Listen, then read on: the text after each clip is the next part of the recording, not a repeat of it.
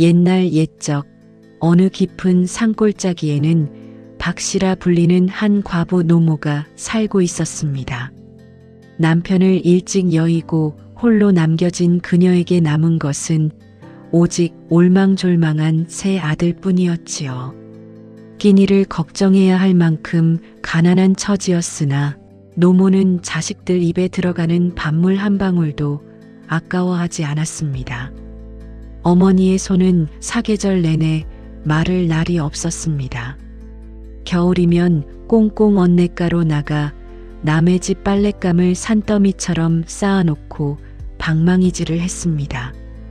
얼음장 같은 물에 손을 담그면 손가락 끝이 갈라져 피가 배어 나왔지만 그녀는 차가운 줄도 몰랐습니다.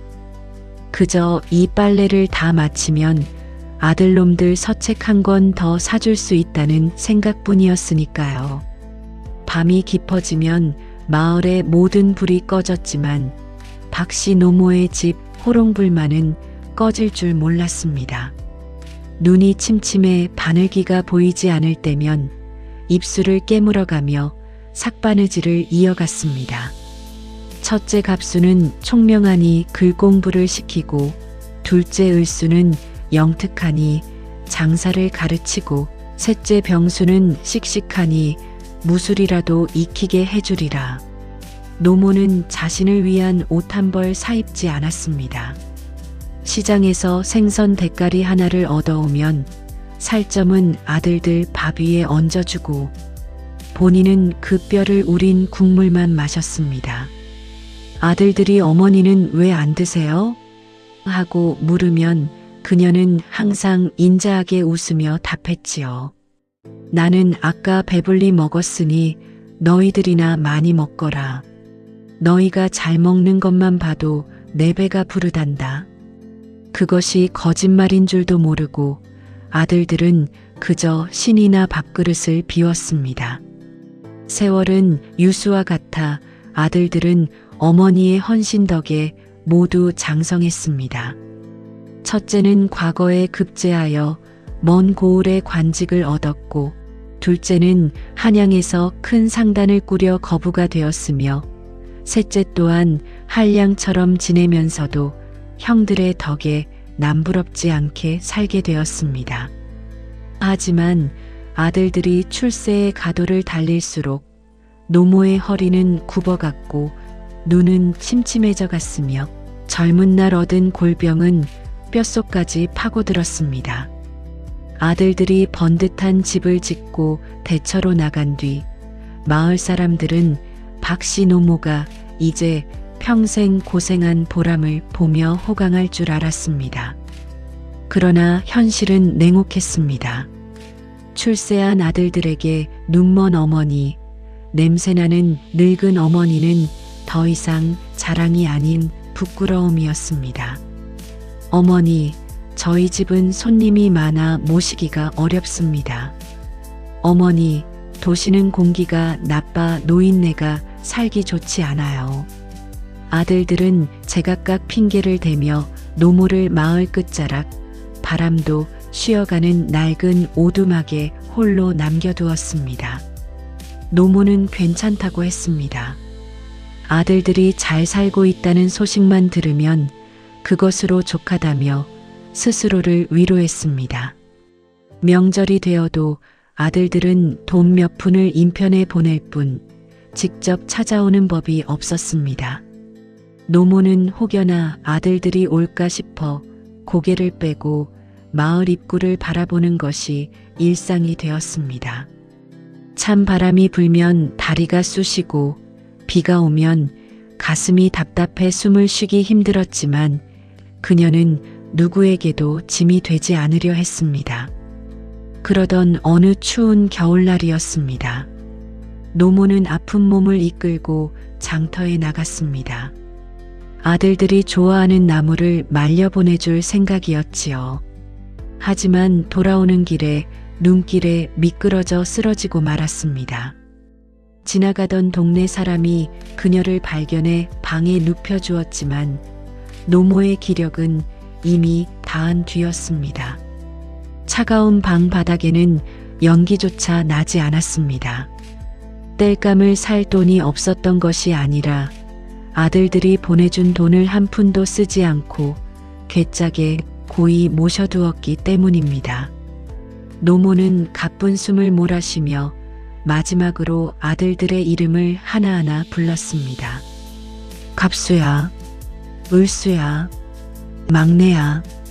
하지만 그 부름에 응답하는 것은 창문 틈으로 들어오는 서늘한 바람뿐이었습니다. 결국 그녀는 아들들의 얼굴 한번 보지 못한 채 두 눈을 부릅뜬 상태로 숨을 거두고 말았습니다. 마을 사람들은 그녀의 시신을 보고 경악했습니다. 아무리 손으로 쓸어내려도 감기지 않는 그 눈 속에는 자식에 대한 그리움인지 아니면 못다 한 말인지 모를 슬픔이 가득 차 있었기 때문입니다.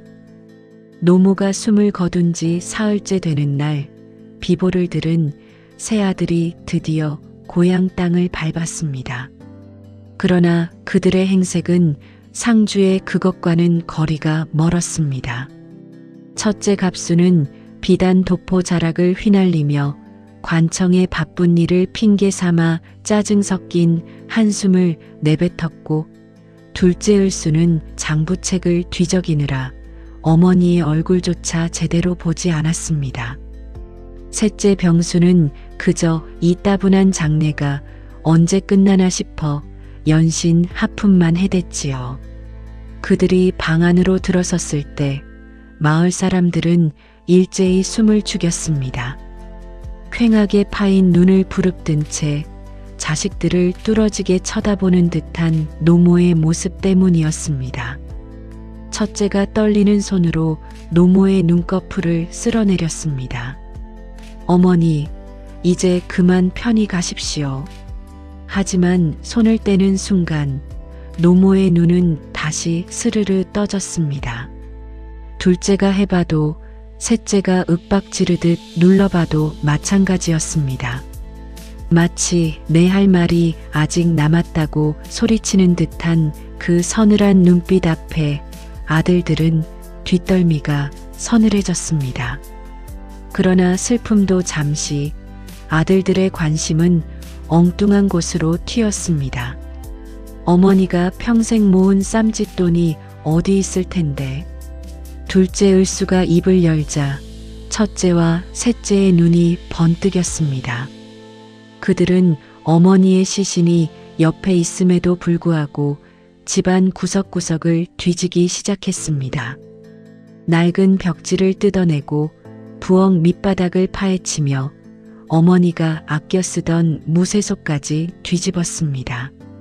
이 노인네가 그 많은 돈을 다 어디다 숨긴 거야? 인편으로 보낸 돈만 해도 꽤 될 텐데. 셋째의 투덜거림에 첫째는 체면을 차리면서도 은근히 벽장 속을 살폈습니다.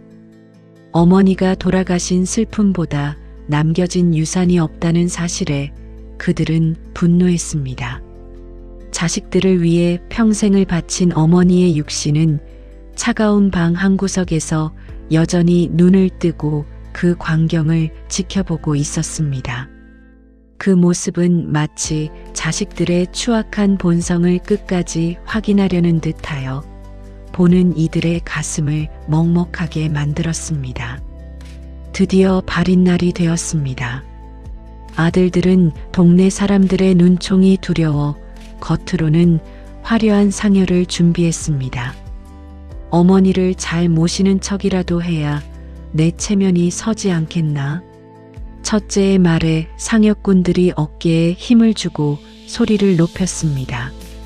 에헤이 에헤이, 이제 가면 언제 오나 망가가 울려 퍼지고 상여가 움직이려던 찰나였습니다. 어이쿠! 상여를 맨 장정들이 동시에 휘청거리며 비명을 질렀습니다. 상여가 마치 거대한 바위에 뿌리라도 내린 듯 땅바닥에 딱 붙어 한치도 움직이지 않는 것이었습니다. 건장한 장정 16명이 달라붙어 밧줄이 끊어질 정도로 당겨보았지만 상여는 꿈쩍도 하지 않았습니다. 사람들은 웅성거리기 시작했습니다. 이건 필시 고인의 원한이 깊어서 그런 게야. 자식들이 오죽했으면 저러실까? 당황한 아들들이 상여 앞에 엎드려 곡을 하는 신용을 냈습니다. 어머니, 어서 가십시다. 좋은 곳으로 가셔야지요. 하지만 상여는 대답이 없었습니다. 그때 어디선가 나타난 백발이 성성한 노인이 지팡이를 짚으며 아들들 앞에 섰습니다. 그는 생전 노모와 유일하게 속정을 나누던 이웃 마을의 직이었습니다. 노인은 혀를 차며 무겁게 입을 열었습니다.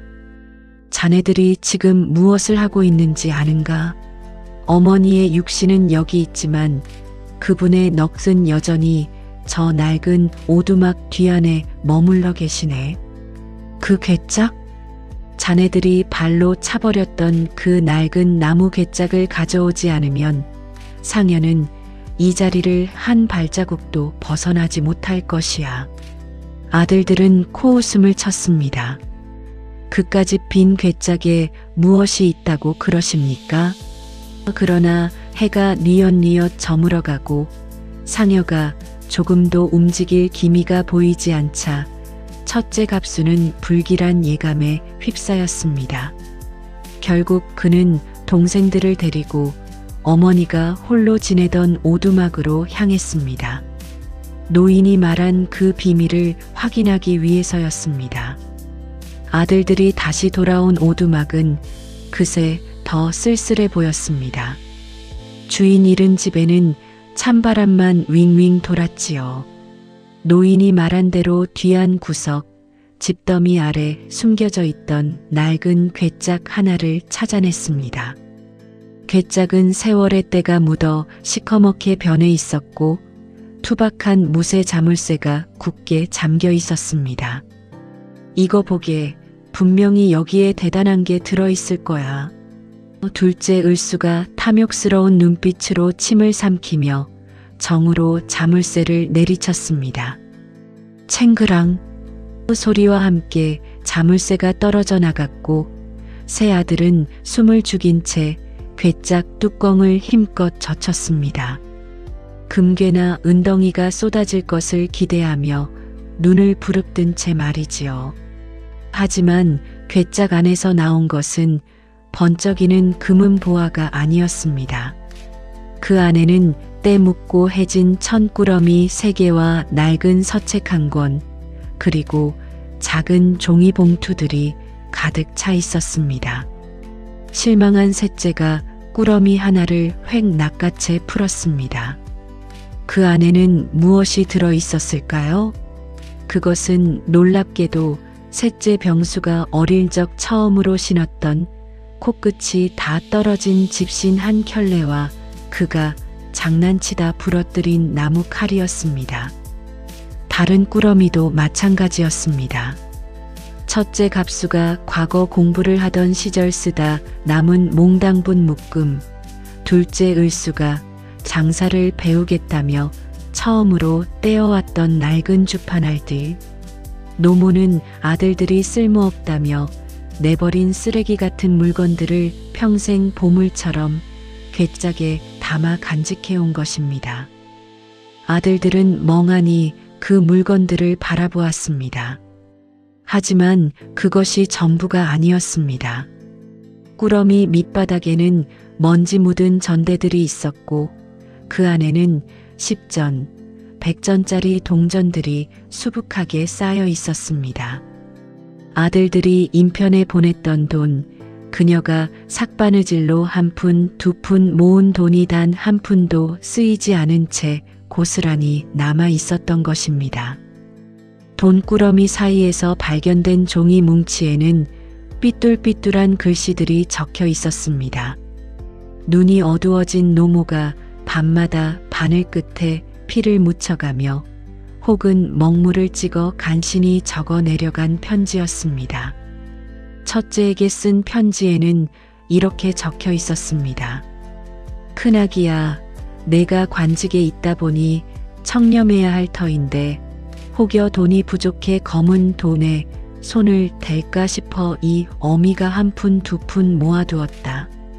이 돈이면 급할 때 요긴하게 쓸 수 있을 테니 부디 바른 길만 걷거라.